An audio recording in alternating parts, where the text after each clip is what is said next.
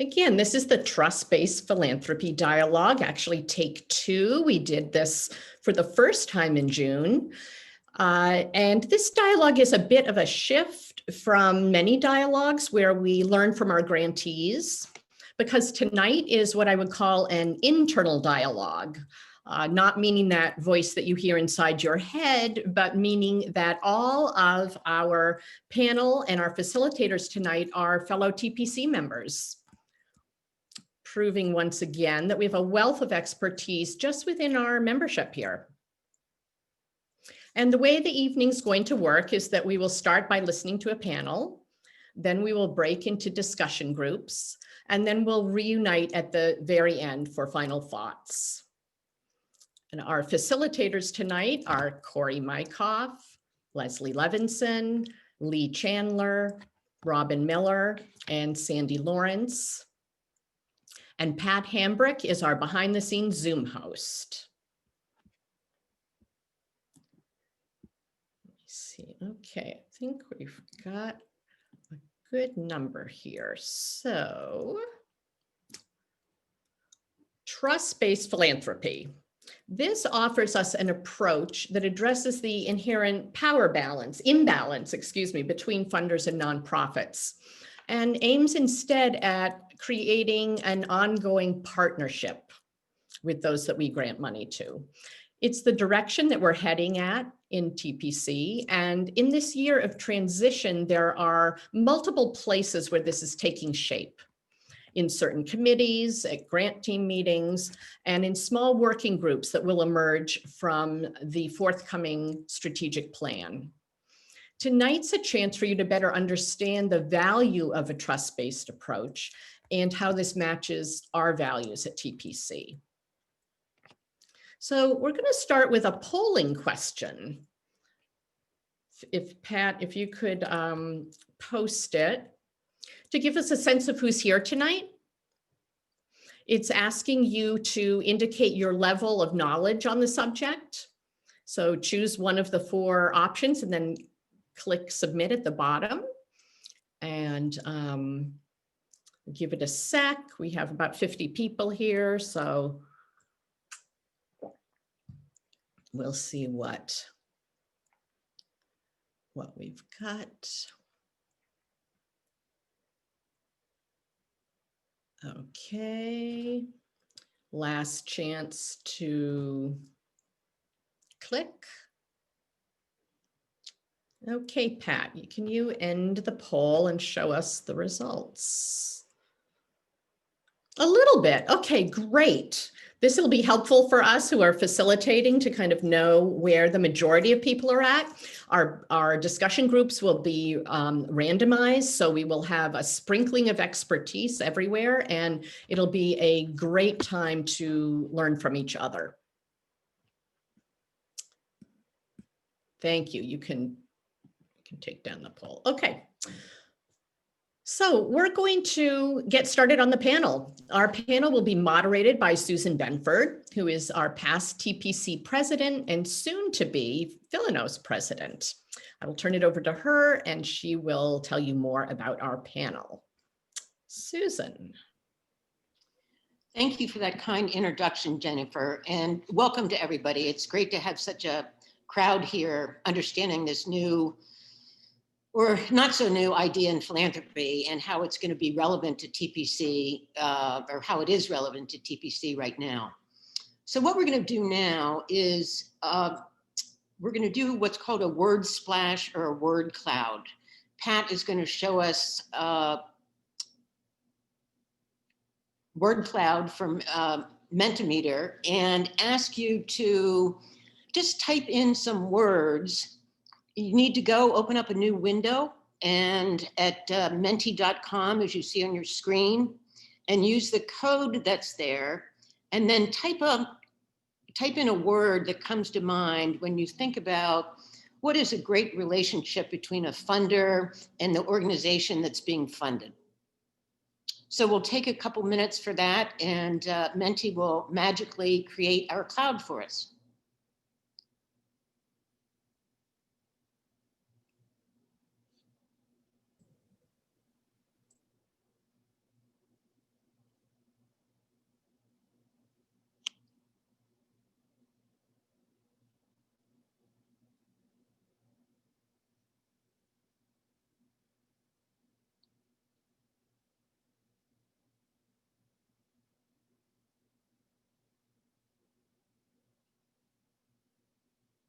I must say this app enthralls me every time I see it.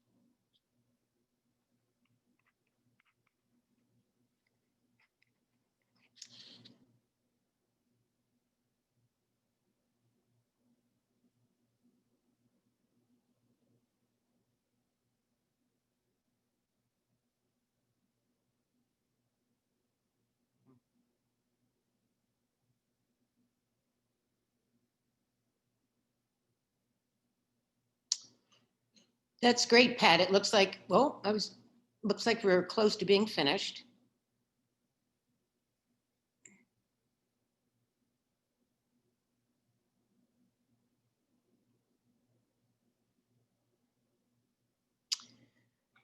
Okay, that's really a great visual and really helpful to guide our conversation here. So some of the key themes that became apparent in the word cloud there were partnership.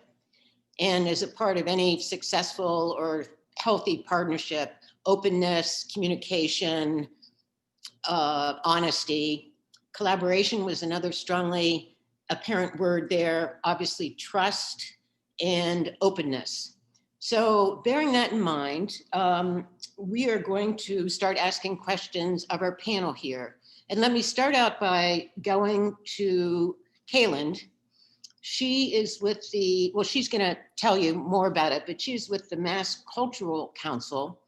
And one of the first things that I'd like to ask of you, Kaylin, is how did the council adopt to trust-based philanthropy, or has it been a proponent for a long time before even trust-based philanthropy became a term?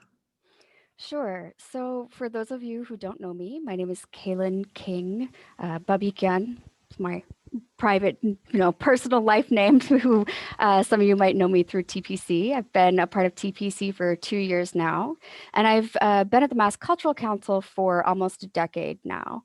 My role there is as a program officer with the Cultural Investment Portfolio Program, which is our general operating support program for organizations in Massachusetts.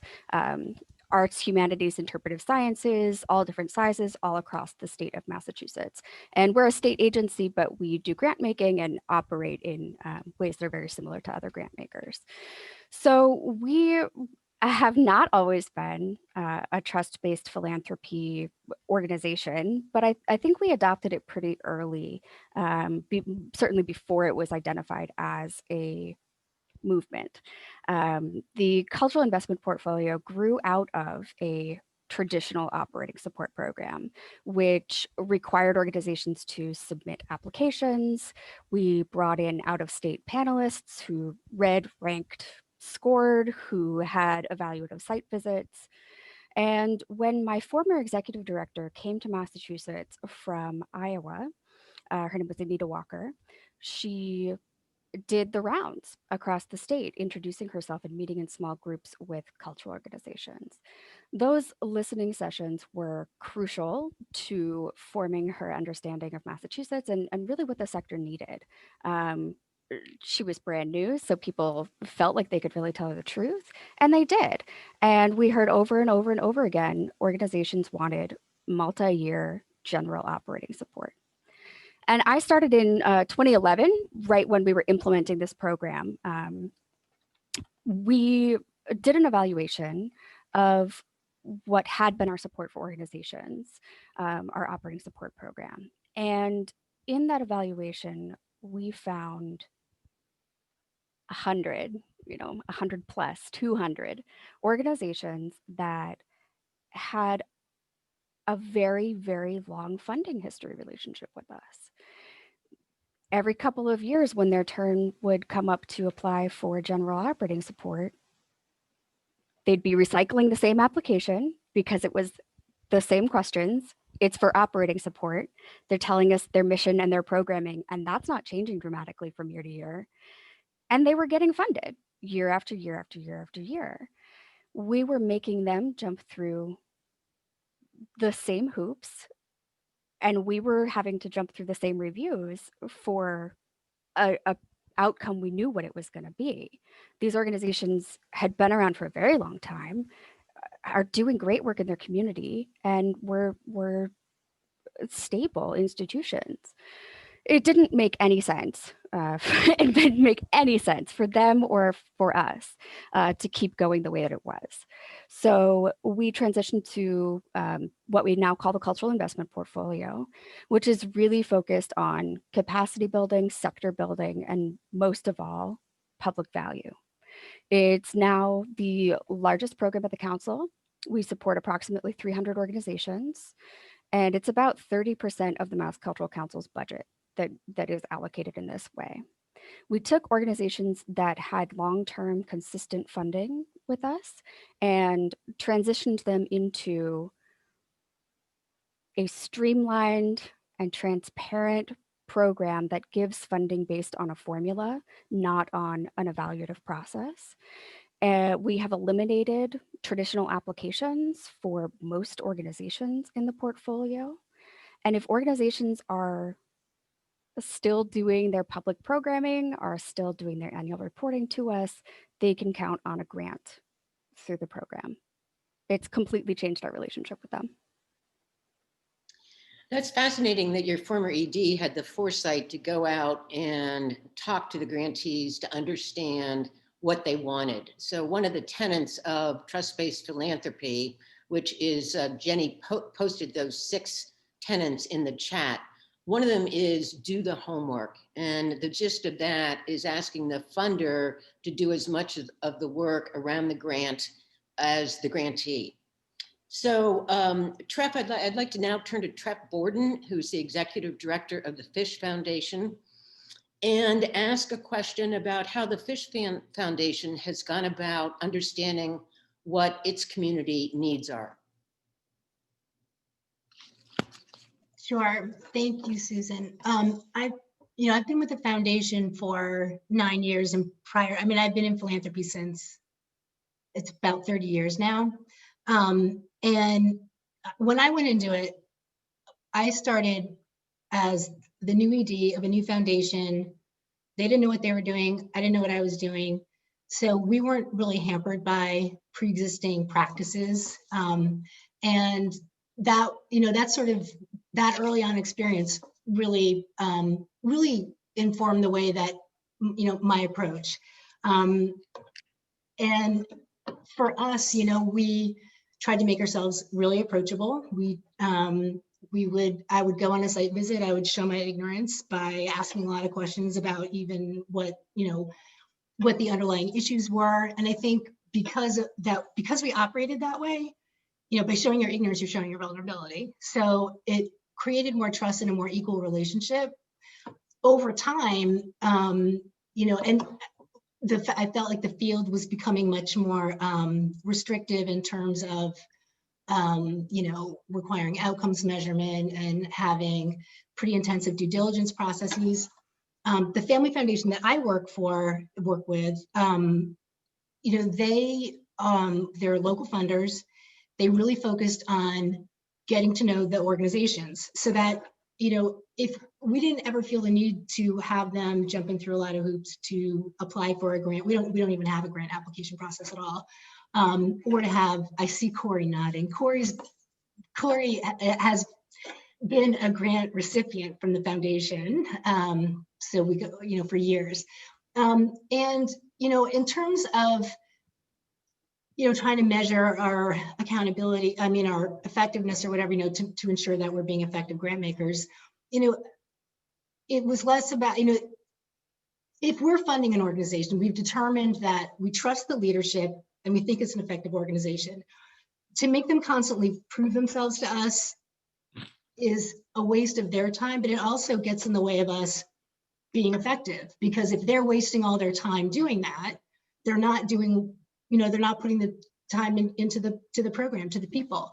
So I was lucky that my board got that, but we also were really specific and intentional about it. I hosted a number of roundtable lunches with my trustees, directly with nonprofits. Some we funded, some we didn't, in a small group. And we just asked them, like, we just listened to them and we said, like, what keeps you up at night? What do you struggle with as a leader? But also the key question we asked is, like, what do funders do that drive you crazy? Like, what makes a good funder? So we were really kind of flipping the thing around so that instead of, going into it thinking the grantees had to prove themselves to us, show themselves worthy, we wanted to know what we could do to be a better funder so that they could do their job better. Because we're not doing this work, we're funding it. The organization that's on the ground doing the work, we can't be successful if they're not successful. So, so through that process of having those small group discussions, my board got it. So just like I sort of got it early on, as the ED of a foundation, not knowing what I was doing, and inadvertently stumbled into a trust-based philanthropy approach, I didn't have to work that hard getting my board to change the way we were doing things, doing away with the paperwork and the reporting, because they were listening to the grantees. They got it. I didn't have to tell them. Did that answer your question? Yes, that's a great story, Trap. So a question for each of you, and Caitlin, let's start with you then. What about small organizations that are new or not necessarily as financially sustainable as we would traditionally like to see? Like, typical, do they have 3 months of operating cash covered? What is your approach to funding organizations that are considered risky? Sure. So there are two pieces to that. If they are already an organization that we fund, that's one answer. If they are an organization that's new to us, there's another answer. There is a doorway into the portfolio for organizations that are new or are new to us.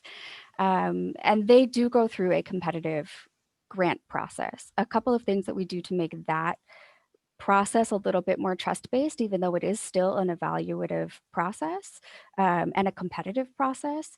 We use, it's a term called participatory grant making, where we use people from the community and executive directors from other cultural organizations that are already in the portfolio to conduct those site visits and do those evaluations, and they are the panel that ultimately makes the grant recommendations. So applicant organizations feel like, okay, someone is looking at this who actually is currently in my shoes. And all of our grant deliberations, all of our materials are available to be viewed afterwards. And we work very closely with applicant organizations as they're crafting their applications. For organizations that are already in the portfolio, we are committed to them.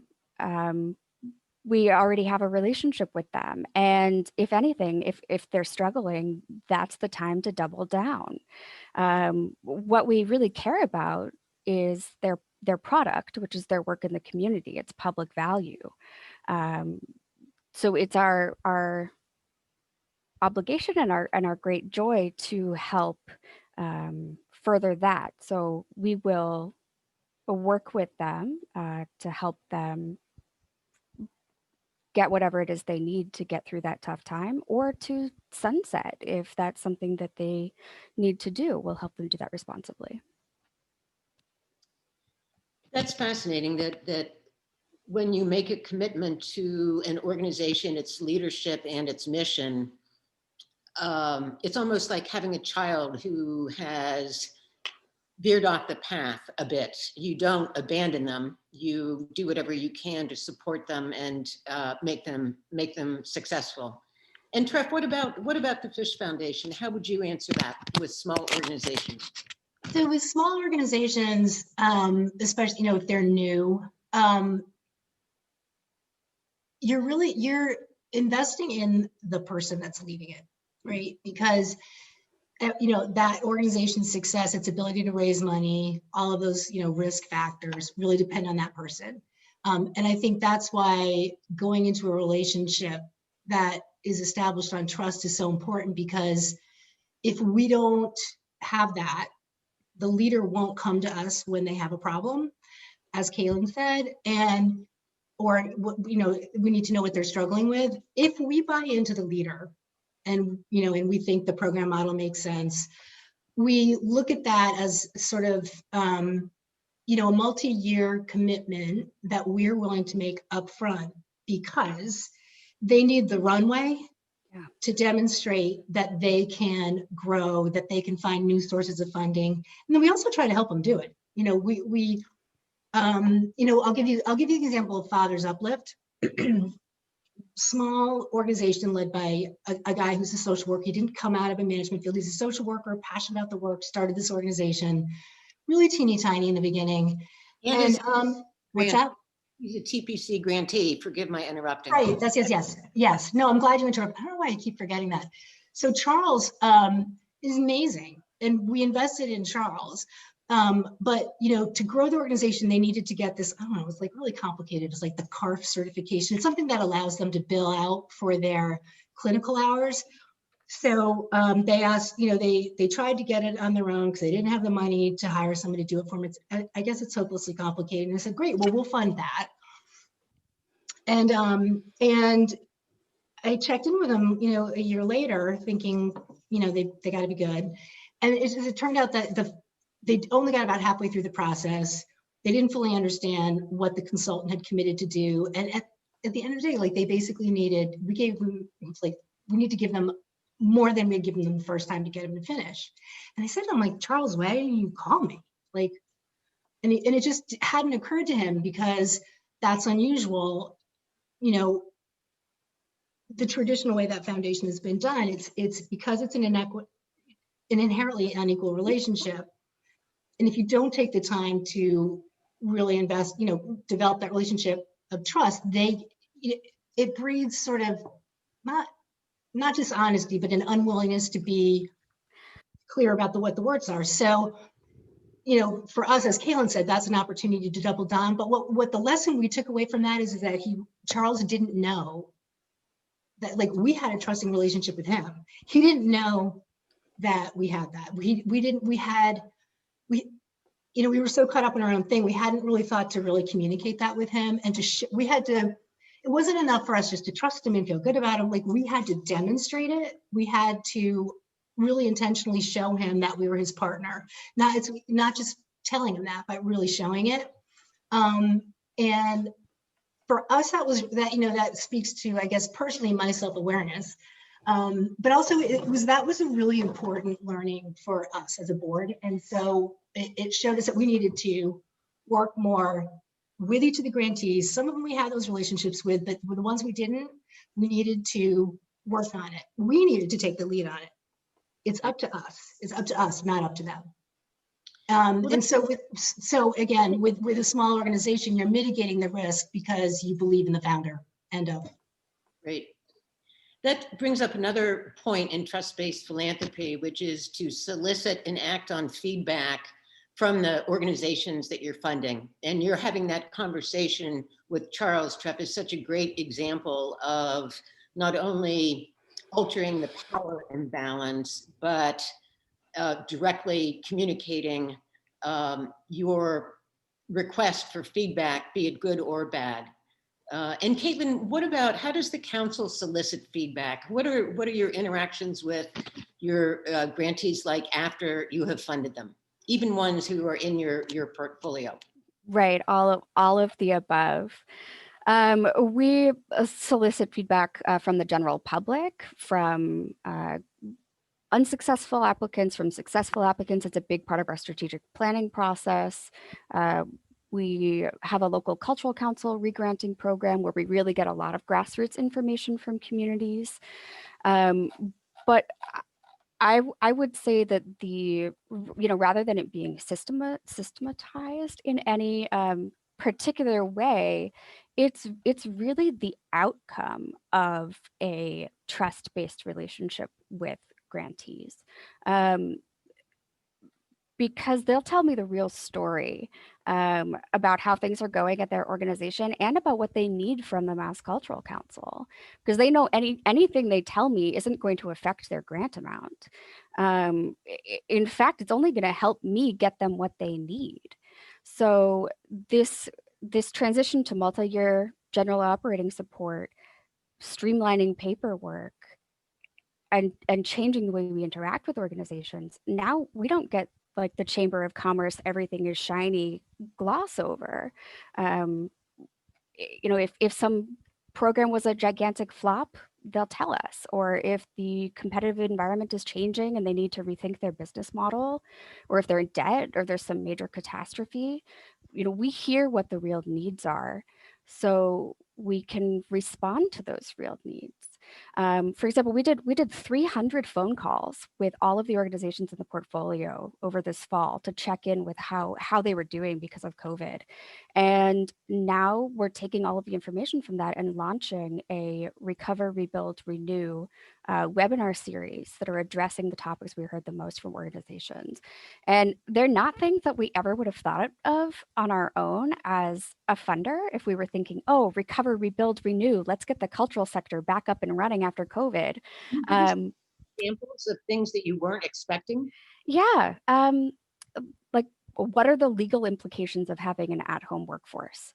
Or how do you integrate an at-home workforce and an in-the-office workforce? How do you best support the mental health of executive directors? How do executive directors best support the mental health of their staff?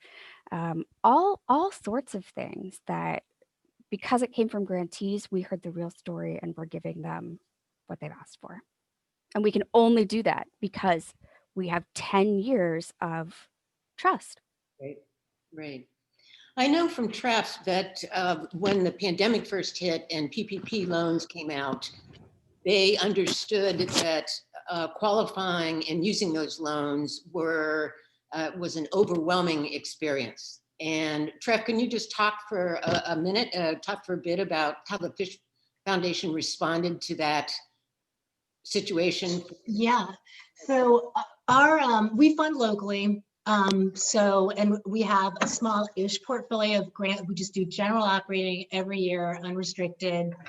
And so it's a manageable size portfolio, but there's a lot of diversity in it. Like some have like 4 employees, some have 86, and there's varying levels of financial sophistication. So we basically went out to all the grantees and said, look, this is an amazing opportunity. It's the application itself is easy, but just understanding the program is difficult because the SBA hadn't even set all the guidelines. It was just a mess.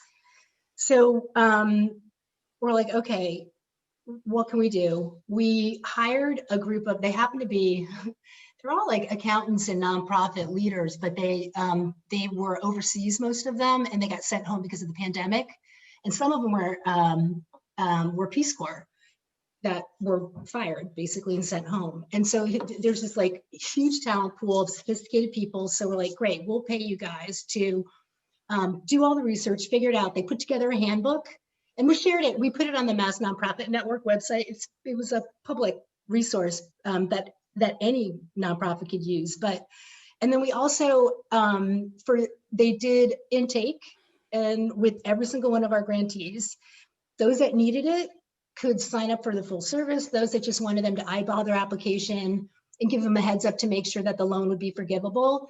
So we had people who needed an hour. We had people where we did the whole application, and the real value there was not just that we had this team to do the work for them, but that team developed relationships with the banks. I think a lot of small nonprofits in particular really struggled to, if you bank with Bank of America, and I love Bank of America, my colleagues are there and they're wonderful, but the banks weren't making a lot of money on these loans, so they're going to go for the bigger ones. It's a % fee of the loan. So our grantees were getting sort of back of the line.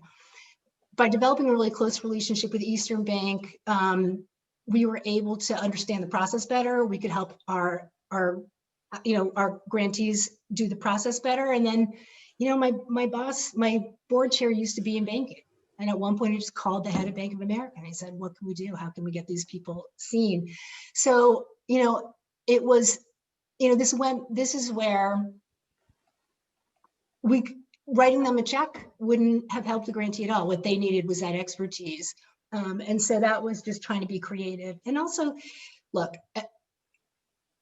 I think foundations and donors that are, have wealth and power, they need to use their sphere of influence to help out the organization. And that's what my board chair did. That is the ideal segue, which was not rehearsed beforehand, about moving into the final principle of trust-based philanthropy, which is offering support beyond the check. And both the Mass Cultural Council and the Fish Foundation have given us many examples of that. But I just want to ask, and support beyond the check is including social capital. Treff's example of calling DOA is a great example of that. Moral capital, intellectual capital, reputational capital, and finally financial capital. It's certainly something that TPC has been doing with programs like our Volunteer Day. But does either of you have any other examples of how you've used these non-financial capitals to help people, organizations that you fund? Kaylin? Yeah, one of the biggest pieces that I manage at the council, we have an expectation organizations that are in the portfolio are going to give back and do service to the sector. It's part of that sector building piece of the portfolio. So we make connections with successful organizations, people that have really solved something, if they've just gone through a strategic planning process, or if they wanted to move from a more local to a more national board, you name it. In nonprofit management, there's someone in Massachusetts who has done it well recently. We will connect those people, and there's mentorships, there's small group meetings, because it's not a competitive organization against organization environment, because it's a formula-based, trust-based program. Organizations we work with are happy to be doing that. And we think it's really built some great relationships across the sector. And has it built relationship among the organizations? Yes. In your portfolio? I would certainly think so. Exactly. From organizations that would never be in touch otherwise, because there's one in in P-Town and one in North Adams, or one is a watershed, in Nashua, and one is a small chamber group in South Hadley, but they have similar issues. Wow, that's fascinating that you've created that ecosystem of nonprofits to learn from each other. Treff, is there anything you want to add here? I do. This is going to seem quirky, but well, actually, two things. My my trustees make themselves available for sort of like one-on-one calls, consults, and mentoring to the leadership of our nonprofits. That's come in handy a lot with, I don't know if you guys used to fund Coaching for Change, but Sure. Marquise Taylor, yeah, he would Larry will sit down and talk to them for 2-3 hours to talk strategy. Same thing with David Delmar. And that's been helpful. But also, so we, every year, and it's really sad we couldn't do it this year, we started hosting a holiday party. And we someplace nice with, beer, wine, food. And we didn't just invite, the ED and the development person or whoever we had the primary relationship for. This event is for the staff, bring your case managers, bring the youth workers, because a lot of our organizations don't have the budget to do a really nice party at year end, or it has to come out of a reserve. And also, a lot of times those events, the EDs get to go to things and the frontline staff don't. And we also would invite some of our funder friends. And it's, you wouldn't think it was that big of a deal, but it really is, because similar to what Kaylin was saying about bringing people together, all these folks would have a chance to see people outside their lane, or people that they do similar work to, but this was just literally casual hangout. My trustees were there. Like I said, other funders were there. And it was, and it's for them, right? And I think it just showed them the extent to which we cared, and that we were trying to support him in other ways, it just makes him happy. And that was enough. And, for that reason, it was really hard that we could do it this year. I heard from so many people saying like, that was the one thing we were really looking forward to at the end of this at the end of this difficult year. So that doesn't relate directly to, them doing their work, but it was just something that it gave us a chance to show our appreciation for them and to recognize, how amazing they are. Those are fabulous examples of going above and beyond writing the check. And it'll be fun to talk about in the breakout rooms how TPC does that now and ways that we can do that more. But I'm going to turn it over to Jenny. We're going to move into breakout rooms, and she is going to. We would be letting go of, and how to kind of hold on to the things that get people really excited while still kind of trusting in our grantees. Thanks, Cassandra. Corey, do you want to say something? I can speak for that group, if that's okay. Yeah. A couple of quick comments. One of them is some of us felt that there's a need to know and control still, even though we understand trust-based philanthropy, to get out of the habit of accounting for where the money goes and what they do for it. The second thing that came out was, can we talk about different amounts for the grant? So for example, if somebody only needs $10,000, we give them $10,000 for 4 years. And someone else might get $25,000 for 2 years, however it's going to work. But part of the issue came up was one person said that an LOI that they had reviewed asked for only $10,000 1 year, and we gave them $25,000. So if somebody only wants $10,000, why not give them $10,000 for 4 years and then give somebody else $25,000, and then you've got another person, another organization that can get 15. Thanks, Mary. Another group. Hi, this is Mika. My group included the wonderful Kaylin, so we had a great conversation. We talked a little bit about the beyond the check concept, and also about where our existing grantee liaison program could potentially engage more deeply with our grantees, especially since we do only grant to 10 organizations, or maybe 5 if we move to multi-year grants, whatever that might be. So we talked a lot about the opportunities that we have to engage both the grantee liaisons and the membership at large more deeply with the work of the folks that we support. Thanks, Mika. This is Robin Miller. I can share from the group I was in, and we had a really robust conversation talking about these 3, and then also the interconnection. So kind of two nuggets of wisdom that we had. We're thinking about, in terms of feedback, how can we often hear members offering their skills. We hear from grantees on what they need, but matching those a little bit more systematically. So using the survey data that we collect on members and just being a bit more responsive.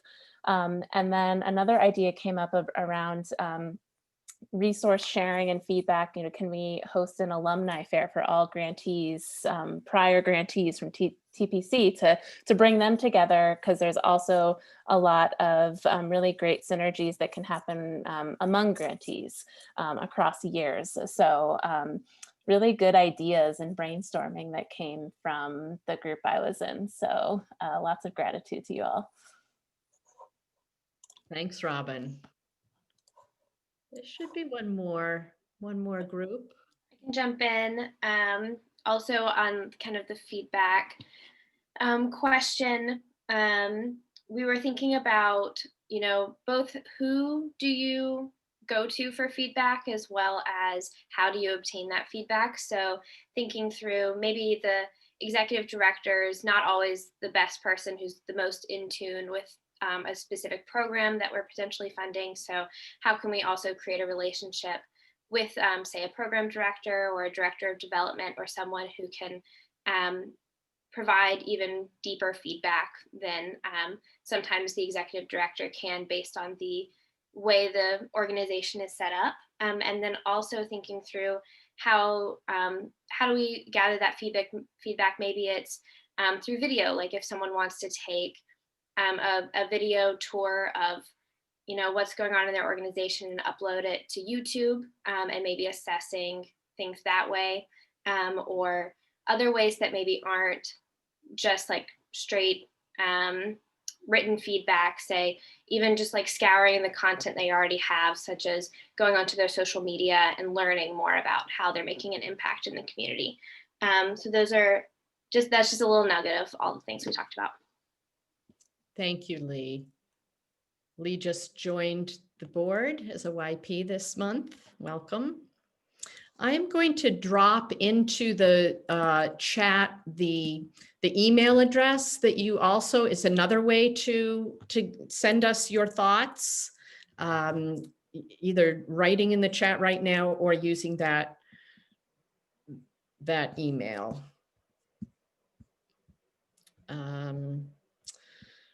All right, so I'm going to turn this over for a minute to Barbara, who can kind of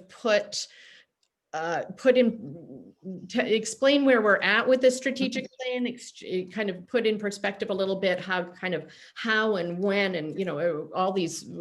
In our group, we talked a lot about when were the changes coming, how were they coming, and so go ahead.